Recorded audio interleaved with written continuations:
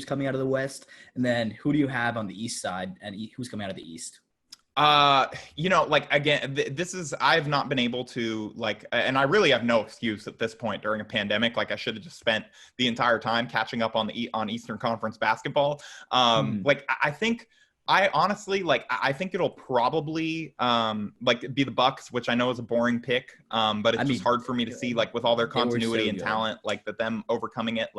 I could maybe see the Raptors at this point, just because they have so much continuity. They were playing so well, and their depth, in a weird tournament where I think teams are going to go deeper into their bench than they normally would. I think I saw somebody make this joke, but I have my Twitter bit where I talk about players people forget were a bucket, but people forget Fat Kyle Lowry is a problem. And now Kyle Lowry has had several months to not work out and burn calories playing NBA basketball. I think Fat Kyle Lowry is going to come back different. And the players trying to stop him from posting up are going to be that's going to be an issue. And, in all seriousness though, the Raptors were really good. And maybe if the Bucks just come back and they have a cold shooting series, the Raptors could kind of figure something out and get past them, given that they needed kind of Kawhi to really go beast mode during that series last year to win it. I don't really think that that's necessarily going to happen, but I could see it. I could see a world where it happens. What I cannot see is a world where it's the Celtics. I'm sorry. I see. This is where I got to disagree, because I think, in my opinion, you have 4 legitimate 20-point per game scorers. I mean, Hayward's averaging 17, so you could, test me on that. But I mean, there's Tatum with 24, where the last month he was averaging 30 points per game. 17 you can round up. I'll give you that. Yeah, that's fair. Yeah. Jaylen Brown was averaging 20.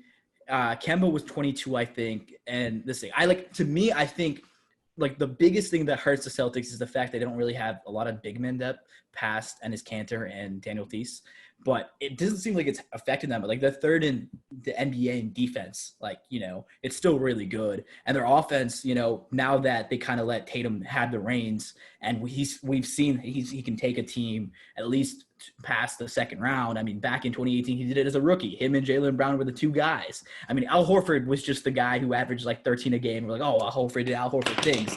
But if Tatum, he was a really good defender for that team too. He was ball mover and all that stuff. Horford's never going to get the historical respect that he deserves. Agreed.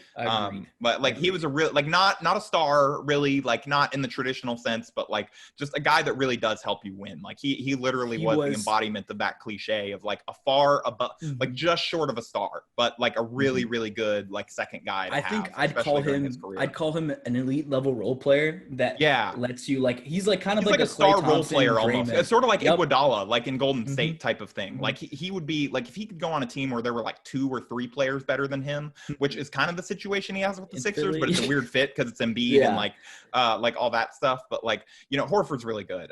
So no arguments from me there. If you can allow me to make the case against the Celtics, if you were done, do it. I think. I mean, number one, have you seen Kemba Walker when he plays in games that matter, since college?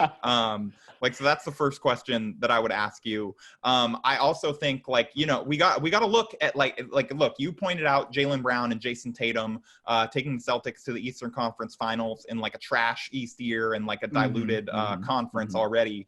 I will make the counterpoint that did you see them play for Team USA against international competition and kind of wilt under the pressure of the games really mattering most. But listen, I think that the Team USA competition was trash from day end. This. You're right. They lost Kyle Kuzma, so there is an asterisk on that. So that's a good point by you. I think that was. See, the issue was the fit wasn't there, and obviously it didn't matter because everyone was talking about how Jaylen Brown regressed the previous year, and it was just an injury, and he went up. Statistically, Jaylen Brown and Tatum took a huge leap this year. They're really good. I still get Celtics fans in my mentions I sent the tweet about Kyrie having some points about the Celtics young guys during that tournament. I was just having some fun at midnight, after one of the games. And I still to this months later, every time they have a game, they're oh, this didn't age well. And it's look, I was making a joke. I'll say Celtics fans are very vindictive. No. Hey, look, I respect it. Okay. Honestly, the commitment to still have that tweet bookmarked and bust it out for a game in January when Tatum has 23 points or something, that's that's amazing on their part, and I got to respect it. but that said, we saw their Team USA performance. Like, they've obviously gotten better since then. But like, look, we don't know if they're gonna regress to the mean at exactly the wrong time. There's no mean. This is the new. This is like there. Oh, this is the new. 100%. This is the new. Like, are you kidding? The only thing I can say is Tatum won't be averaging like 50% from 3-point land. I'm just saying they don't have their hatred. They don't have the team's entire hatred of Kyrie to fuel them and like prove him wrong, like to fuel them to the like that where they just played like solely based on like F this guy that is literally sitting on our bench. We are going to prove that we don't need him. And then also, you mentioned Gordon Hayward as like an almost 20-point scorer, but like I just wonder are there going to be some team chemistry problems when he puts all lives matter on the back of his as his statement, and like is that going to cause internal issues for the Celtics? Like did you see, I saw the tweet about that. Yeah, Grant's Photoshop was incredible. I couldn't lie. I laughed so hard.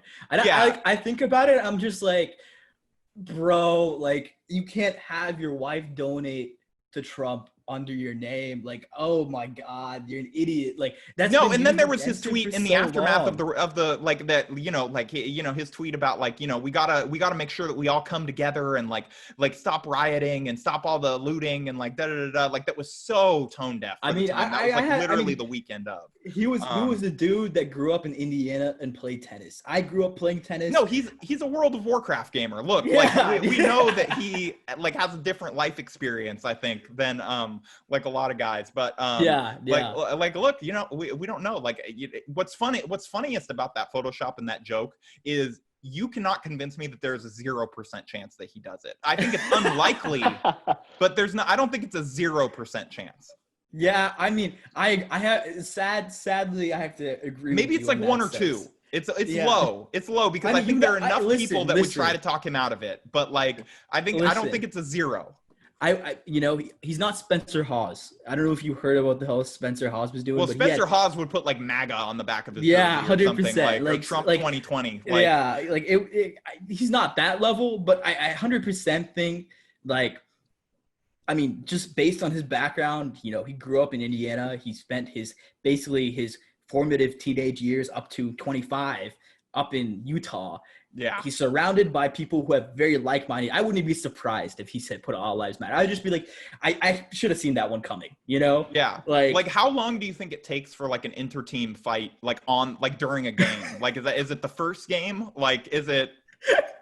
Well, I think it's first game because Brown, I mean, he's on the opposite end of the spectrum. Yeah, like would the Celtics even defend him if he got flagranted by someone in in their first game back? Like, or would they just walk away? It would be like, no, Gordon, you deal with that. That's your fault, dude.